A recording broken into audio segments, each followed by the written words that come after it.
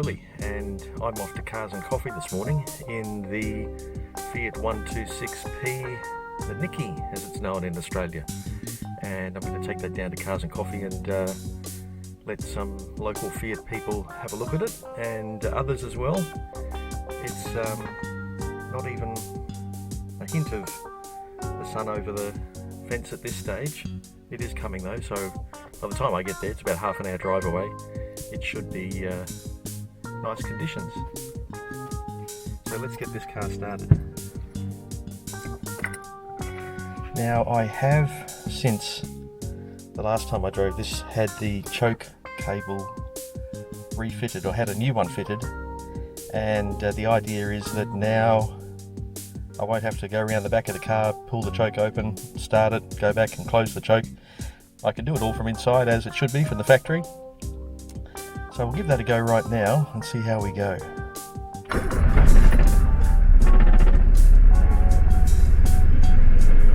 Start straight away.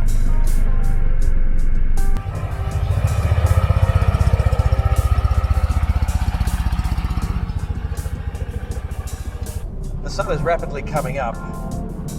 I had to wait for a little bit at the end of my street because I can't get the headlights to come on all the time. You wiggle the headlight switch and they come on, but not this morning. So I've waited until the sun is starting to brighten the sky, and I have the parkers on. And with just me aboard, it's not a bad drive. I took my daughter home from school in it the other day, and I noticed the extra weights. I mean, I weigh a lot more than her, but just having another person in the car, suddenly everything took place a lot slower. So this one's scooting along quite nicely. We're doing 70 kilometers an hour right now. We will eventually be in a 100 zone, so I'll see if I can comfortably sit on 100. In the other two Nikis I used to own, I could do 100, 105 downhill run. So it's not impossible, but I don't want to push this one too hard because I'm sort of new to it. And I know it's been looked after. It had a new head not more than 6 or 7 months ago, I think. So it has come from a good home. I'll gradually get it up to 100 and see how we go. I can always jump off the highway and sit on some more suburban roads if need be. It is only 17.7 kilowatts, which I think is about 24 brake horsepower, so not much. Doesn't have much to push along though. It's only 600 odd kilos, I think.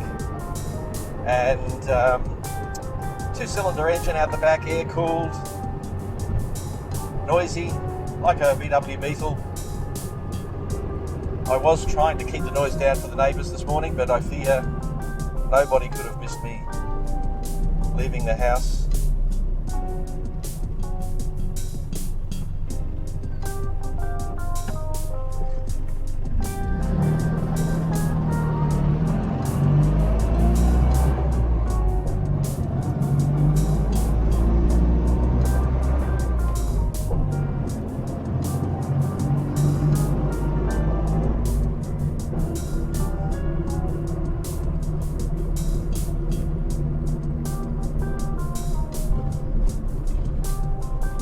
The other thing I have to look at with this car is the drum brakes. They are, and I believe this is a common problem with 126s. The drums are out of round, so putting on the brakes gives you a little sort of vibrational sensation, which is a little bit annoying.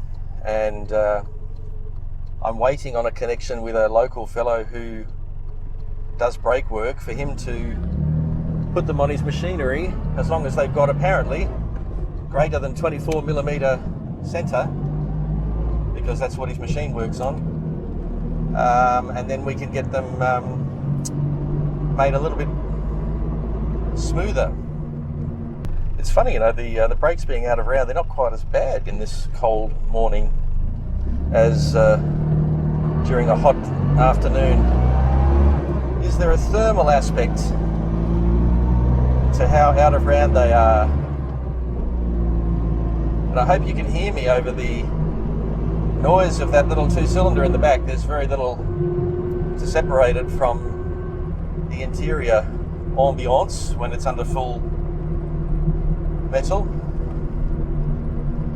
I did find with the other two I've owned over the years that when they get to 100, they sort of get to this point where they're almost becoming smooth. It's some weird sensation, probably with everything moving so fast. It sort of reaches this point where everything, you fail to hear the clattering so much anymore, and it just becomes this smooth sort of noise. It's nearly there now at 75 k's, but at 100 it sort of reaches a whole new level.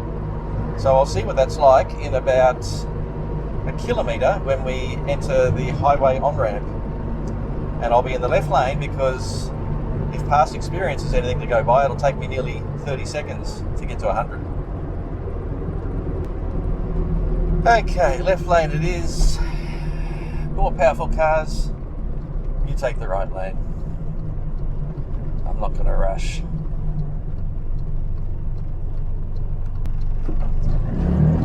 And here we go.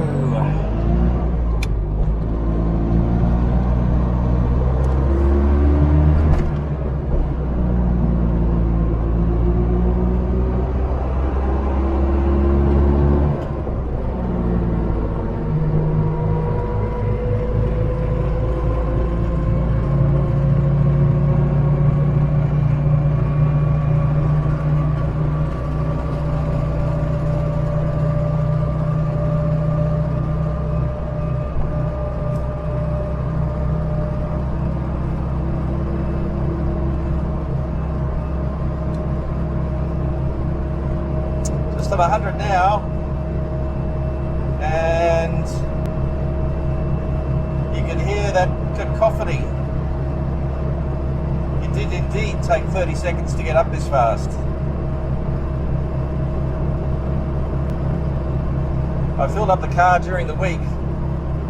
It takes around 20 litres, 21 litres in the fuel tank, so it does not take much to fuel up. Doing runs like this, I think I'll need to fuel up before too long, but around town it seems to last quite a while. When I went and looked at this car, I think the fellow didn't realise I'd owned them before. I did tell him, but he insisted on, I did ask about whether he'd had it up to 100, he insisted on showing me. So the two of us were in this car doing 100 on what I don't think was 100 zone by any means. And now there's some road works, so it's only 80. And the engine says thank you.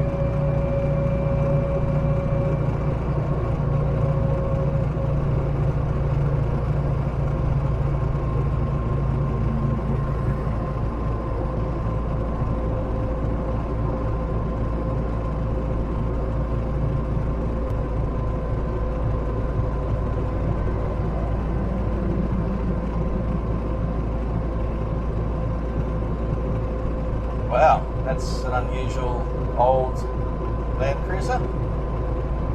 Lifted, open to the elements. The guy's wearing a lot of clothes to keep warm. I've just got shorts on.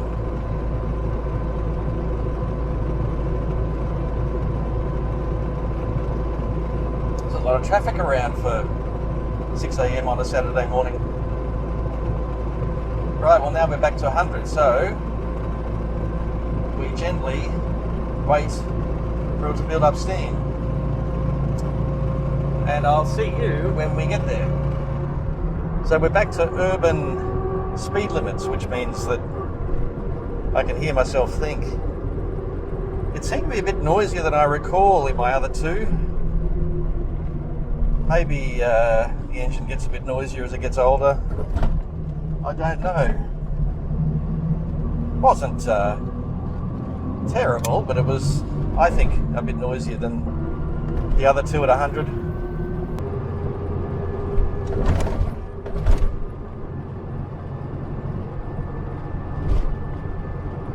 Not the kind of car you enjoy doing speed bumps and railroad crossings in, I must say. But that's the price to pay for its innate cuteness.